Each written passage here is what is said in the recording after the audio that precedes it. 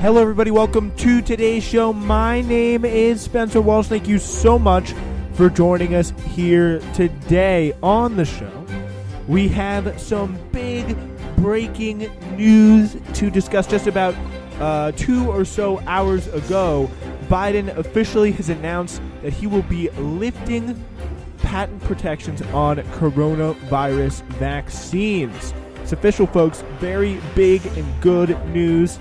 We'll give you the latest updates on that, all the pressure that went into making him do it, and all his kind of outriders, and the case for why it should have been done a long time ago, and how this is going to make a lot of very powerful people who are really trying to make a lot of money, as they always have off of the suffering of the global south and the third world. They, at least for a time, will be denied that chance when it comes to COVID vaccine. Also, we will be discussing the scary stories, the horror mongering that we've seen from the right-wing business press about there's no workers coming back to restaurants because they're all on the government dole. Oh no, what are we going to do? Is America dead? Well, it's not. Not for that reason anyway. We'll get to it. So, thank you so much for joining us here today. We got a good one for you, as always, but we are, of course, talking again today about the big news. President Biden really in a big turn of events. He has faced some pretty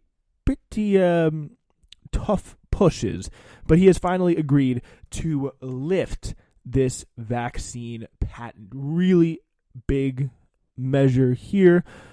It was a long time coming from a lot of pressure from a lot of mostly progressive sources in politics, a lot of groups, and also really, I'm sure, driven by what's been going on in India, the absolute devastation of coronavirus, just in large part due to the new variant, but they're also not getting the vaccines that they exactly need. So that was a big step forward in the right direction. So siding with some kind of the more leaders of the global south, and a lot of kind of European forces have stood against this. There's kind of a graphic display, I think by Bloomberg, that pretty much showed all the rich countries were for keeping the patents, which allow Big Pharma and Big Pharma only to produce this vaccine, which have been in a big boon for them profit-wise. They had been banking on making money off of this for years and years to come, billions and billions of dollars off of selling and kind of skimping out this vaccine to the highest price possible, just like they do with insulin, and they want to keep that going for as long as possible. So, and they're able to do it, of course, because of these patents. And Biden has used, or it looks like he's used the TRIPS waiver here, and he has come out in favor of waiving the intellectual property protections for coronavirus vaccine. So the Biden administration, they came out on Wednesday in support of waiving intellectual property protections. The United States has been a major holdout at the World Trade Organization over a proposal to suspend some of the world's economic bodies' intellectual property protections, which could allow drug makers across the globe to access the closely guarded trade secrets of how viable vaccines have been made. But President Biden had come under increasing pressure to throw his support behind the proposal drafted in India and South Africa and backed by many congressional Democrats. So Katherine Tai, the United States Trade Representative, announced the administration's position on Wednesday afternoon as the pandemic continues to spiral in India and South America. So that reporting there is from the New York Times, and Thomas Kaplan, Shelgay Stolberg, and Rebecca Robbins. So yeah, really, it's been incredible to watch some of the pressure. We're going to take a look at some of the pressure campaign and work our way backwards from this big thing, kind of try and give you the economic consequences and how the victory here was won. And this is a pretty significant victory. It's something that should have happened, of course, a long time ago in any kind of humane, basic world where people cared about one another over making profits for their kind of political donors. But it's happened, and we will take you back through it. So, standing against her, Katherine Tai, making this decision, the World Trade Organization today will be the pharmaceutical industry, which responded angrily to the extraordinary decision. Stephen J. Ubel, the president and chief executive of Pharmaceutical Research and Manufacturers of America, called the announcement an unprecedented step that will undermine our global response to the pandemic and compromise safety. So this was a little bit of a interesting thing because there was back and forth on that. Anthony Fauci, we'll get to him on MSNBC talking really kind of saying earlier in this week he was agnostic about waiving the vaccine patents, just like, whatever works, man. I don't know. Kind of showing that this was a political issue that really split the Biden White House, which is a testament to the fact that a lot of progressives have been able to, on this issue, this is what I would call a result, a 0.1 for the progressives. They failed really pretty much in everything else. Their really big priorities, what they wanted to get done, that actually has major effects on people's lives. But this is a win for them, no doubt. Like, this is a significant concession, I think, by the Biden administration. Of course, it is significant because of really how low our standards are, and we really should not lose sight of that. Like, in any just world, this would be handed over a long time ago, and we wouldn't be competing for profit to make something that is literally essential to the continued functioning of the world as normal. So it has been, the backlash here has been harsh. The decision will sow confusion between public and private partners, further weaken already strained supply chains, and foster the proliferation of counterfeit vaccines, he said in a statement, adding that the move would have the effect of handing over the American innovations to countries looking to undermine our leadership in biomedical discovery. So again, it's not Pfizer doing this. The drug companies, the big drug companies, took none of the risk. Were pumped up the, literally getting a enema of cash from the federal government under Trump and Biden, and they were largely in charge of distributing. But in terms of the risk, a lot of the research was done by government-funded programs, and that was, of course, never acknowledged. Who will make the vaccine next time? I don't know, scientists like they did this time. So this is Brent Saunders, the former chief executive of Allergan, who's now part of Allergan, which is part of AbbVie, wrote on Twitter. Just again, these are the scummiest people, just absolutely wretches on the bottom of society, trying to come out with tweets like this while people are dropping dead all across the global south, and he's thinking about how he's going to get his chauffeur to get up to the Hamptons for the weekend or wherever the hell he lives. It's really, really insane. So have you ever looked into open source? People are responding, Lenin or Stalin? I guess the liberals haven't exactly found this tweet, but it is that's a pretty insane remark. They're cremating people in parking lots in India. India plan on making 4 billion vaccines this year, including their homegrown ones. This is one person responding to Brent Saunders here. Even if lifted IP today, those vaccines wouldn't get out for at least 6 months. We should ramp out our production, make them, and send them out. No, that's just not true, because India has plenty of capacity to make the vaccine. They have one of the most efficient factories in the world when it comes to making vaccines. So that is just not true. Global health activists who've been pressing for the waiver praise the administration's decision. It's a truly historic step, which shows that President Biden is committed to being not just an American leader, but a global one. Preeti Krishtel, an executive director for the Innovative for Medicines, Access, and Knowledge, said. But the activist said a waiver alone would not increase the world's vaccine supply. It must be accompanied by a process known as tech transfer, in which patent holders supply the technical know-how and personnel, which is going to be a pretty tough thing for Big Pharma to want to do, because they're Big Pharma and they are not exactly, I would say the most willing of people to give up their trade secrets. You can already see the fits that they're having on social media, in public statements. Their stock prices have already dropped. And now, for this to work, they're going to have to tell people in India how to make their prize vaccine that they spent and made more money than they spent on billions and billions of dollars in profits. They were banking on this, again, to line their pocketbooks for years and years to come, as if they're not lined enough on people's pain and suffering. It's a really, this just kind of shows you the reaction here. It shows it's just a significant announcement. Activists are also demanding that Biden use his leverage to ensure that manufacturing is scaled up around the globe, and not just by the pharmaceutical companies that now hold the patents No U.S. trade representative has made a pronouncement like this, says Asia Russell, the executive director of HealthGap, a global AIDS treatment advocacy group, using the acronym for the trade representative in her statement. And now the actions have to match the words. The United States announcement is only one step toward a potential international agreement on suspending intellectual property rights. Negotiating the fine-print of an agreement that satisfies countries all around the world is a tall order. If an agreement can be reached at the World Trade Organization, it's far from clear what would happen next.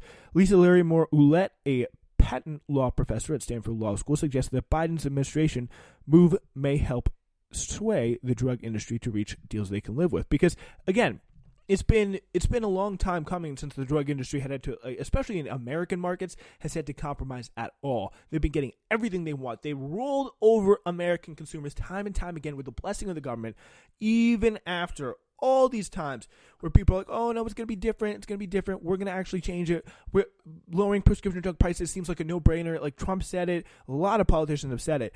It's been complete and utter steamroll all throughout.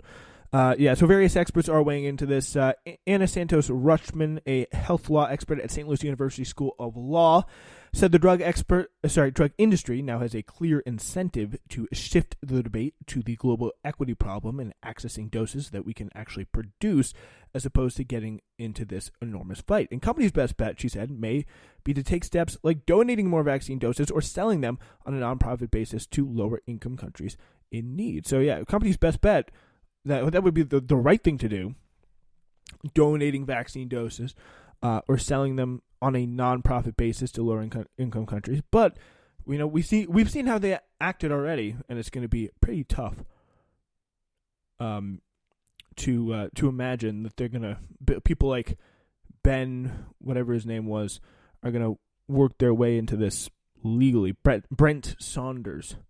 Yeah, it's kind of hard to imagine. So anyway, this has been a campaign here that really has been mounting for a while.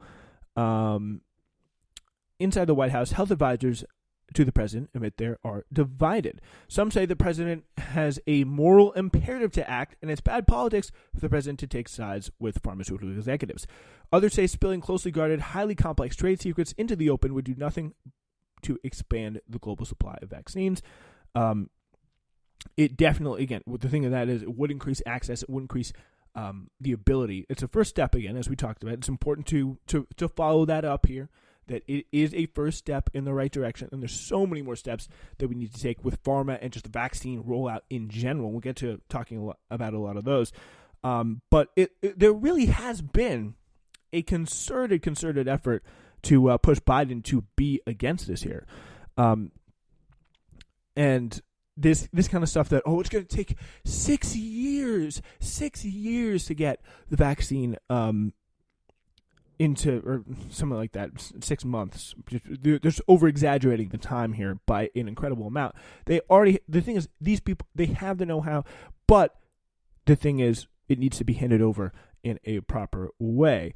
Having the recipe for the vaccine does not mean a drug maker could produce it, certainly not quickly, and opponents argue that such a move would harm innovation and entrepreneurship and damage America's pharmaceutical industry.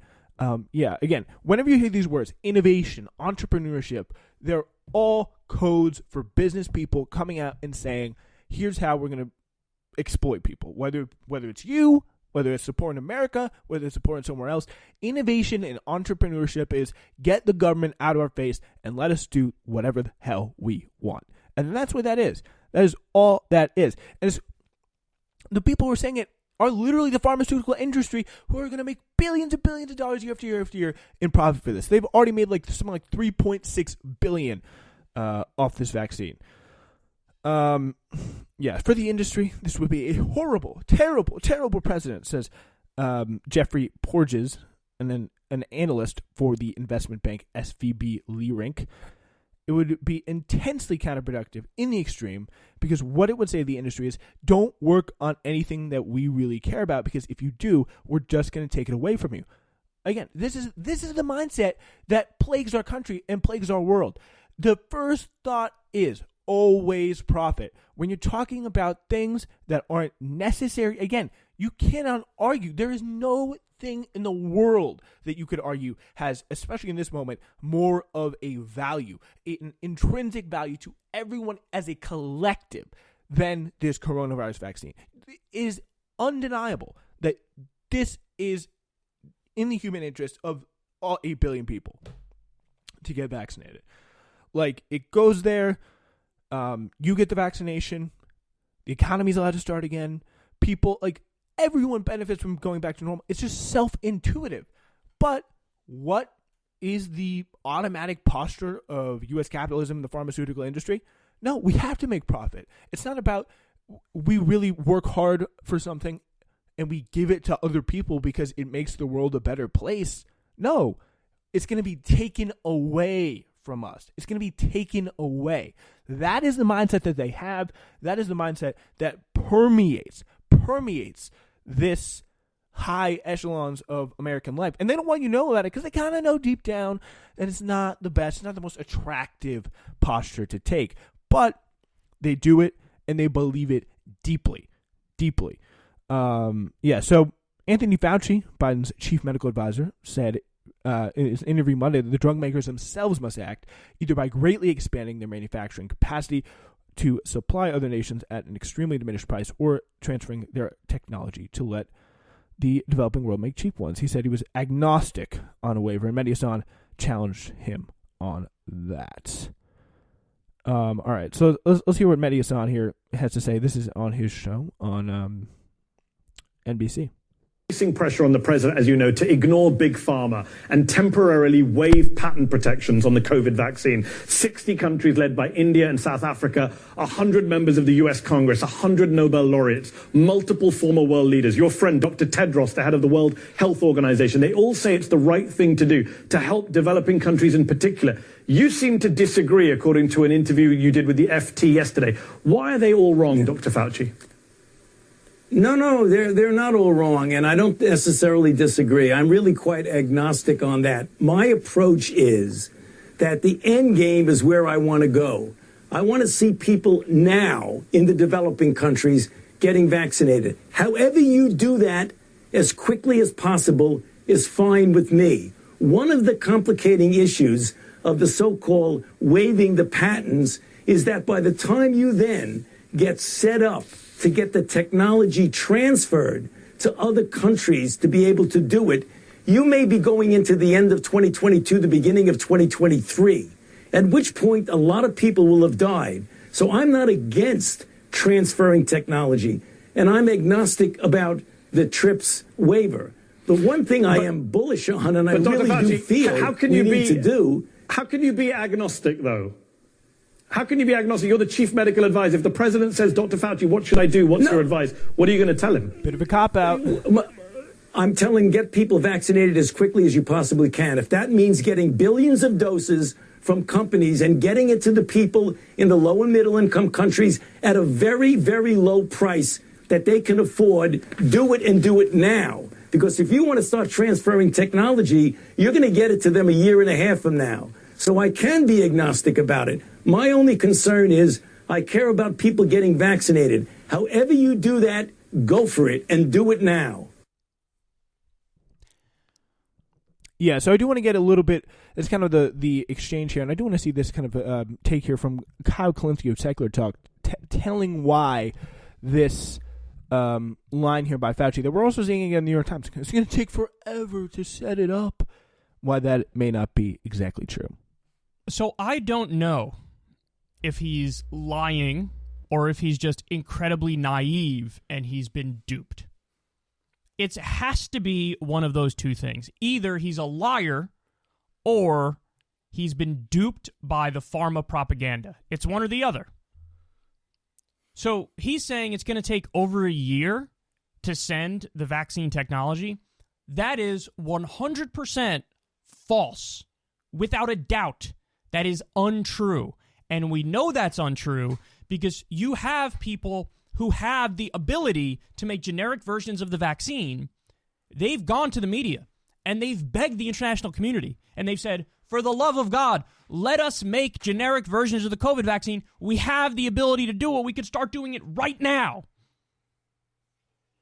the only thing that they fear is that pharma sues the hell out of them and absolutely destroys them if they dare to make generic versions of the vaccine. So they want the green light from the international community and from pharma. So what he's saying is, oh no, I care about getting as many shots in arms as quickly as possible, and I'm not sure if this is the right way to do that. It could take over a year to get this technology if you waive the patent rights, so maybe this isn't the most effective way to do it. That is definitely not true. Yeah, like there has been a big push, kind of like, but that hasn't really been picked up by the media. Like people have been trying to raise it in these other countries. Like there is the way forward for this. Yeah. So let's get through some of this here and work our way through. This is you know what? Actually, we're going to take a quick break here first. But when we get back, we're going to talk a little bit about the case for this, why this is so important, and why it is so rational, in case you're not yet convinced.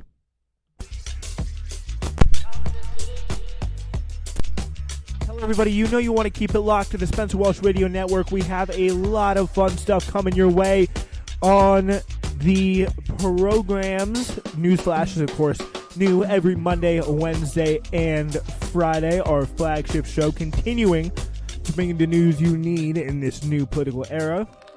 Uncultured is now live mixes, getting back into it. And, of course, that'll be every Saturday. And Hidden History is out every Thursday, wherever you get your podcast. This is the Spencer Walsh Radio Network's new spring lineup. You can listen wherever you get your podcast. And please be sure to rate us, review us, send us some comments. Spreaker.com/TSWS is the way to do it, or wherever you listen. However you listen, thank you so much for listening. This is Spencer Walsh Radio Network. All right, so yeah, we're getting into this case here about, you may be a little skeptical, saying, well, maybe it's going to take a long time, and, you know, the vaccines, we shouldn't share them to the rest of the world. Hopefully I've proven why it's important to do that through the first, 20 minutes of the show, but let's get let's just get more into it. Because first of all, a reason why you should like this is because of the people who are opposed to it.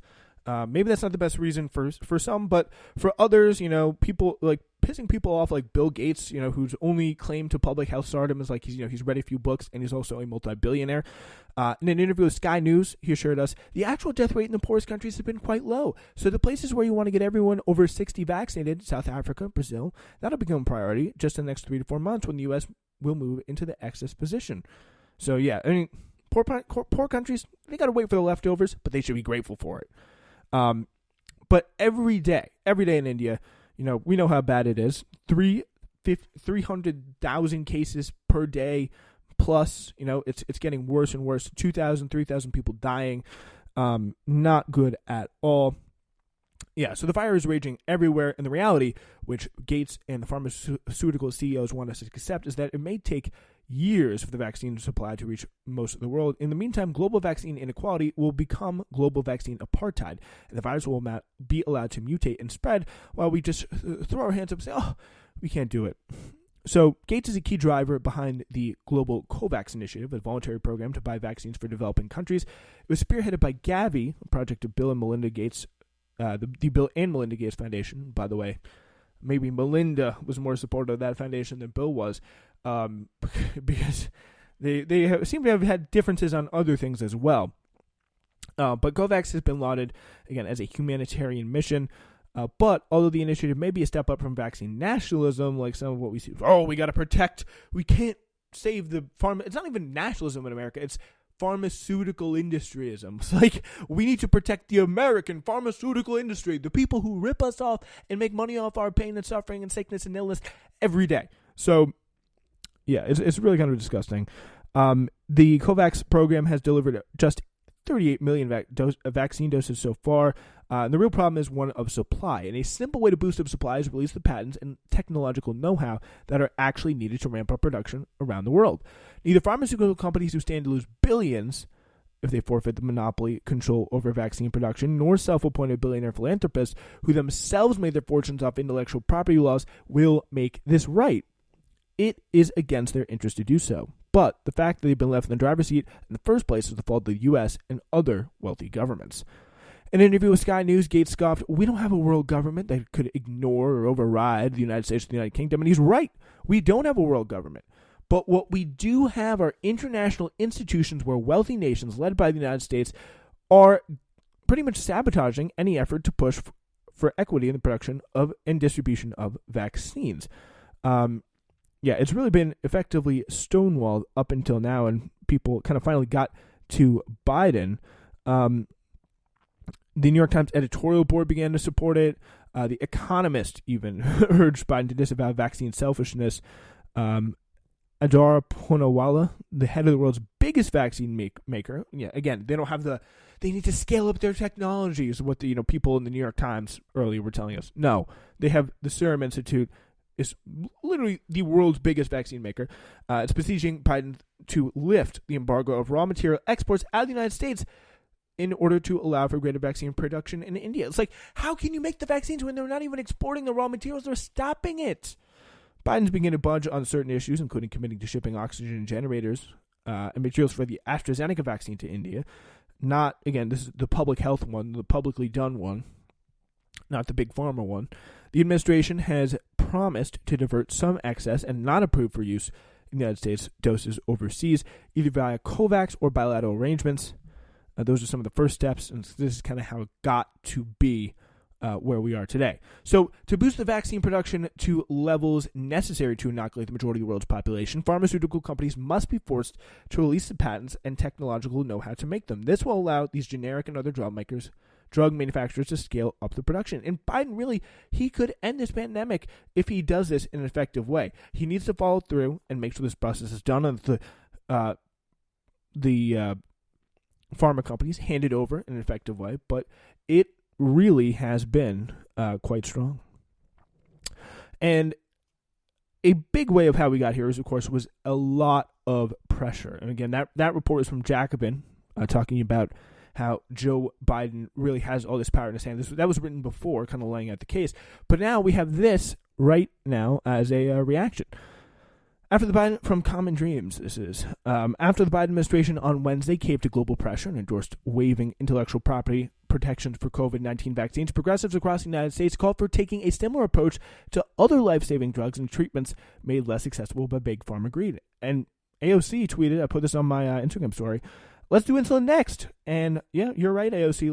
Let's do it. And if you can make it happen, it wasn't just AOC. It was like a lot of people actually turning, New York Times, economists, like people in respectable positions in high places that are, high in terms of like the global establishment in terms of health and media and finance and all those things. They kind of, again, we probably should do this, probably in everyone's best interest. But insulin, I would argue, is an even more crazy situation because it's been going on for so long and is going to continue going on. It's not like, oh, you get the vaccine, it's kind of a pandemic, the virus goes away. No, like people in America are dying or getting bankrupt or having to go to Canada to scrounge for insulin. Arizona State Senator Martin Quezada concurred.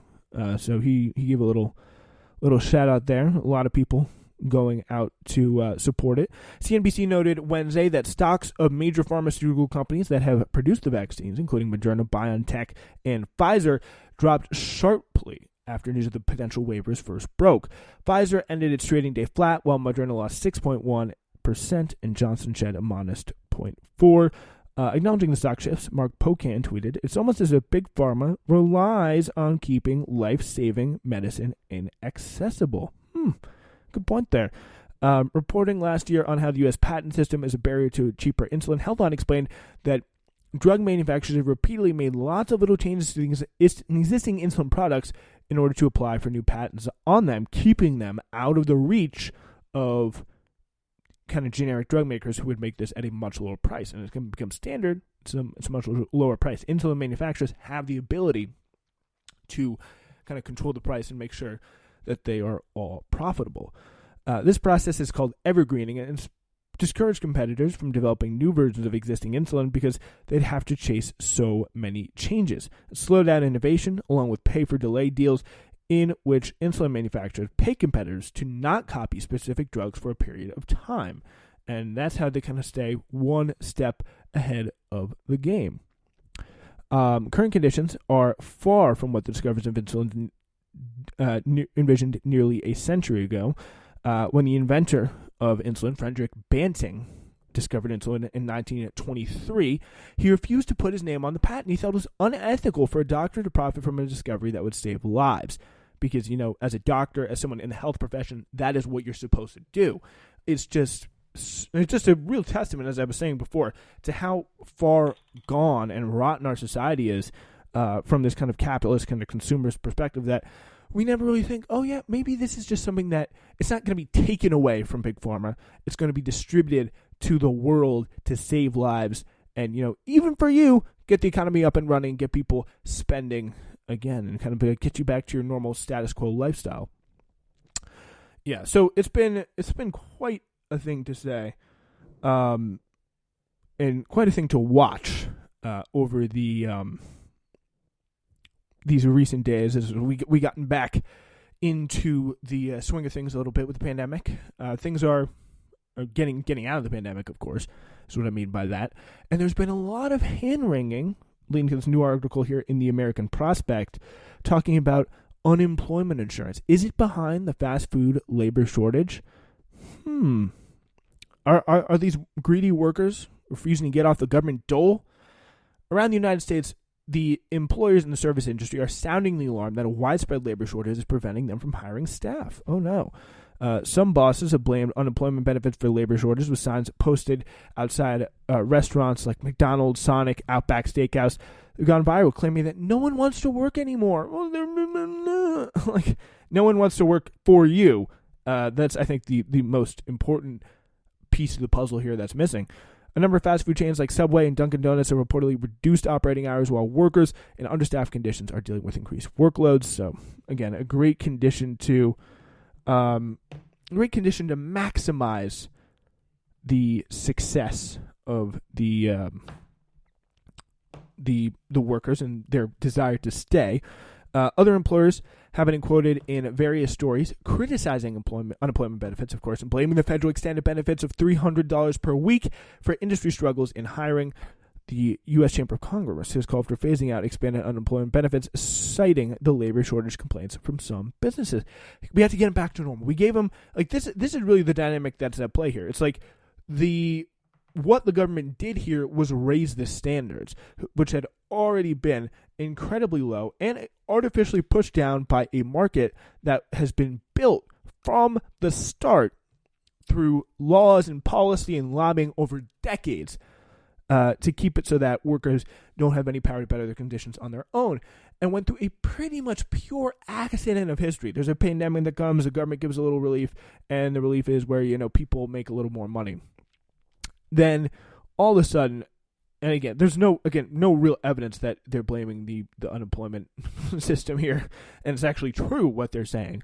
But in the end, it really is pitiful that the government is able to outstrip them in the first place. Like, that is the other view, and I think it's probably it is the correct view here, that this doesn't fall on the government's shoulders. It falls on the pressure comes to these really awful places to work, like McDonald's, Sonic, Outback Steakhouse, Dunkin' Donuts. Like, the people in Dunkin' Donuts, I don't really go in there that often, but when they do, there was like literally one of the guys who was like, oh, I don't know, it was a customer. Oh my god, maybe he just didn't like me. I don't know, but some people, they see it, they scratch their head, they think, is unemployment a problem here? If I got a lot of money from the government, maybe you're sitting at home, you have a work from home job or something like that. If I got a lot of money from the government, I wouldn't want to go to my job. It really, the truth is, unemployment payments, it doesn't really stand up to scrutiny as a real driving factor, says Heidi Shirerholtz, a senior economist and director of policy at the Economic Policy Institute.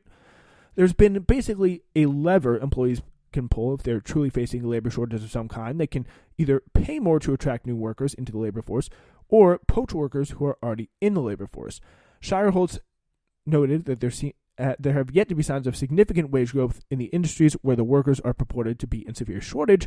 And the previous data during the pandemic and the 2008 economic recession demonstrated that expanded unemployment benefits had minimal to no impact on whether workers return to work. And that's a pretty important part. There has been no wage growth in these industries, and just among Americans in general, for many, many years. And think about all that's gone through, all that we've gone through, especially all that the working class has gone through in this country, and just kind of it being a two-sided jobless recovery, people not finding secure work, people being in more and more in positions of economic precarity. They get this one little chance to have some sort of security, some sort of better foundation, and the market here just not responding. A Yale University report published in July 2020 found that there was no correlation between expanding unemployment benefits and whether workers return to their jobs. More recently, the number of Americans relying on the unemployment benefits continued to decline significantly, even as extended benefits remain in place. Rather than raise wages, some restaurant chains have offered hiring bonuses to try and incentivize workers to fill open positions. So yeah, just like pretty much just to throw money at, like, hey, stupid worker, here's $100 to come work for us, and after that you'll be forced to go like work part-time, not get benefits, paid like 11, 10, even less dollars per hour, got to drive super fast. You can see if you're working at Jimmy John's, freaky fast. But it's really kind of literally it's $100. Like that is the insult. That is how much they think workers in this country are in. They're either stupid or they're in like such a bad situation that they have no choice but to accept it. For many Americans relying on the unemployment insurance, the low wages in the food service industry aren't a viable replacement for the job they just lost. April Merritt worked at a Jimmy John's location in Florida for 5 years before she recently quit due to working conditions she experienced through the pandemic and the low pay. And, I mean, if you're not going to step up for your workers during the pandemic, when are you going to do it? Like, it's not like these businesses are scrounging and just, like, especially these big fast food chains that get tons of money from PPP programs. Like, and also are, again, big fast food chains. But if you can't pay your workers enough that even in the middle, like even the job market that is today, like in the state that it's in, they still find the need to quit, the chances are you are a shitty business that probably shouldn't be opening its doors. So this is, one particular story here from April Merritt. April Merritt worked at a Jimmy John location in Florida for 5 years before she recently quit due to, again, these working conditions. As an assistant manager, Merritt worked throughout 2020, making just $9.50 an hour, and received a pay increase in March 2021 after several other employees quit. Yeah, not March 2020 when the pandemic started, but when employees quit, she got a raise to 11. A few months into the pandemic, Merritt noted demand started increasing and understaffing became the norm. Customers were aggressive in ignoring COVID-19 safety protocols. Unfortunately, that's kind of Florida for you. I stayed because the store had no other staff. New employees would come in, work for a day or two, then never show back up, and I don't blame them. Nobody deserves to be treated the way customer service staff is these days. And honestly, they got a point on that, and that's just not the corporation. It's just like the swine of, the American upper middle class, and people who would roll up in their whatever insulting car you want to say to the Jimmy John's drive-thru, but get me the freaking onions on this burger right now, just something awful like that. Not even $15 an hour minimum wage. I sure as heck wouldn't go back to Jimmy John's for that, and I love my job before this. For many Americans still relying on unemployment insurance, the low wages, again, are just not viable. I'll admit I'm slightly picky on where I work. I want a good job, but the jobs I've been applying for, I'm not even getting callbacks, says Josh Kelly of Seattle, who lost his job in insurance at the onset of the pandemic. The fast food and restaurant insurance industry was already experiencing the highest turnover rates of any U.S. industry before the pandemic, when restaurant employers also struggled to find workers while avoiding pay rises to do so. According to the Bureau of Labor Statistics, the average wage for workers in food preparation and serving-related occupations was $13.30 an hour in May 2020, and for fast food workers, it was $11.80 an hour, among the lowest hourly wages of any worker. So I don't know how you can get more clear than that. Pay your damn workers before you go to the government whining for a handout. How about that for a change? Shitty fast food companies, hold you to account for once. So we got for you today. We'll see you tomorrow. Or Friday, my bad.